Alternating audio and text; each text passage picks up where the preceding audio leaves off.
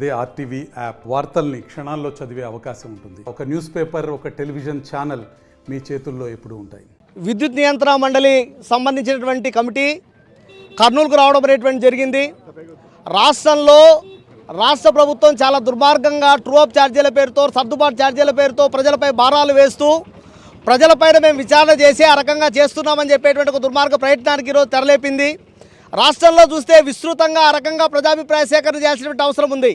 కానీ ఈరోజు చేస్తున్నదేమి మొన్న విజయవాడలో చేసింది, ఈరోజు కర్నూలులో చేసి మేము తూతూ మంత్రంగా మొత్తం ప్రజాభిప్రాయ సేకరణ చేశామని చెప్పేసి ఆ రకంగా ప్రజలను నడ్డు విరిచే విధంగా ఈ ప్రభుత్వం చేయబోతూ ఉంది. గతంలో ఎన్నికలకు ముందు ఈ ప్రభుత్వం చెప్పినటువంటి మాట ఏమి అంటే, జగన్మోహన్ రెడ్డి 32,000 కోట్ల రూపాయల భారాన్ని ప్రజలపైన బాదారు, ఆ రకంగా ఈ బాధుడు మాకొద్దు అని చెప్పేసి ప్రజల్లో ఆ రకంగా చర్చ పెట్టారు. కాబట్టి బాధుడే బాధుడు అని చెప్పేటువంటి కొత్త రకమైన రాగాన్ని అందుకున్నారు. మరి మీరు చేస్తున్నటువంటిది ఏమి? ఈరోజు వాళ్ళు చెప్తున్నది ఏమంటే ₹4.50 ఆ రకంగా ప్రభుత్వం తగ్గిస్తుంది అని చెప్పేసి చెప్పింది. రెండో వైపు అధికారులు చెప్తున్నది ఏమంటే మేము ఏ రకమైన భారం వేయము అని చెప్పేసి చెప్తా ఉన్నారు. ఈరోజు వివిధ రకాల పేర్లతోటి 72,022 కోట్ల రూపాయల భారాన్ని ఈరోజు ప్రజలపైన వేసేటువంటి దుర్మార్గమైన పరిస్థితి ఉంది. ఈరోజు రెండో వైపు స్మార్ట్ మీటర్లు పెడతా ఉన్నారు. వాళ్ళు చెప్తున్నది ఏమంటే స్మార్ట్ మీటర్లతో ఏ రకమైనటువంటి ఇబ్బంది లేదు అని చెప్పేసి చెప్తా ఉన్నారు. మరి ఏ రకమైన ఇబ్బంది లేకపోతే ఇప్పటికే మీటర్లు ఉన్నాయి కదా, కొత్తగా మీటర్లు కొని పెట్టాల్సినటువంటి అవసరం ఏమొచ్చింది అని చెప్పేసి మేము సిపిఎం పార్టీగా మేము ప్రశ్నిస్తూ ఉన్నాం. ఇది ప్రజలపైన మరో అదనపు భారం కాదని చెప్పేసి అడుగుతా ఉన్నాం. అవునన్నా కాదన్నా, ఇది ముందస్తు రీఛార్జ్ చేసుకునేటువంటి ఒక పద్ధతికి తరలిపోయేటువంటి విధానం.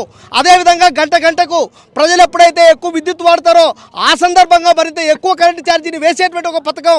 కాబట్టి ఈరోజు సర్దుబాటు పేరుతోటి, ట్రూ-అప్ పేరుతోటి, స్మార్ట్ మీటర్ల పేరుతోటి ప్రజలను దగా చేసేటువంటి ప్రయత్నం ఈ రాష్ట్రంలో ఉన్నటువంటి కూటమి ప్రభుత్వం చేస్తూ ఉంది. దేశంలో ఉన్నటువంటి మోడీ ప్రభుత్వానికి ఒత్తాసు పలికే విధంగా ఇప్పటికే రైతులకు మోటార్లకు మీటర్లు బిగించారు. ఈరోజు చిన్న సన్నకారు పరిశ్రమలకు సంబంధించినటువంటి వాటికి మీటర్లు పెట్టేటువంటి ప్రయత్నం చేస్తూ ఉన్నారు. అంటే ప్రజలంతా విద్యుత్ భారంతో చాలా కునారిల్లుతూ ఉంటే ఎలాంటి దాన్ని తగ్గించేటువంటి ప్రయత్నం చేయకోకుండా తగుదురమ్మ అంటూ ఈ ప్రభుత్వం వ్యవహరిస్తూ ఉంది. సిపిఎం పార్టీగా దీన్ని మేము ఖండిస్తూ ఉన్నాం. ట్రూ-అప్ ఛార్జీలను, సర్దుబాటు ఛార్జీలను రద్దు చేయాలి, స్మార్ట్ మీటర్లు పెట్టొద్దు అని చెప్పేసి మేము కోరుతా ఉన్నాం. రాష్ట్ర ప్రభుత్వం అన్ని రకాల విద్యుత్ ఛార్జీలను పెంచేటువంటి దానికి సిద్ధపడింది. దీన్ని మేము తీవ్రంగా సిపిఐఎంఎల్ న్యూ డెమోక్రసీ తీవ్రంగా వ్యతిరేకిస్తూ ఉన్నాం.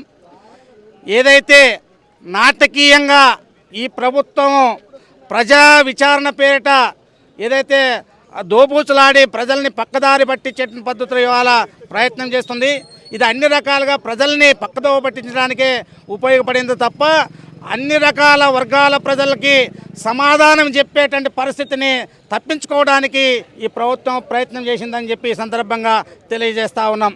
ఏదైతే ఇవాళ సోలార్ విద్యుత్తుని కార్పొరేట్ కంపెనీ అయినటువంటి ఆదానితోటి గత ప్రభుత్వం ఒప్పందం కుదుర్చుకున్నది, ఆ ఒప్పందాన్ని తీవ్రంగా వ్యతిరేకిస్తూ ఉన్నాం.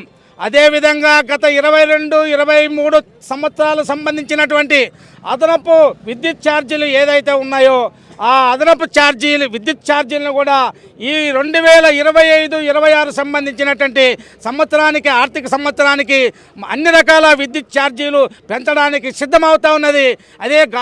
ఏదైతే ఉన్నదో దీన్ని తీవ్రంగా వ్యతిరేకిస్తూ ఉన్నామని చెప్పి ఈ సందర్భంగా తెలియజేస్తూ ఉన్నాం.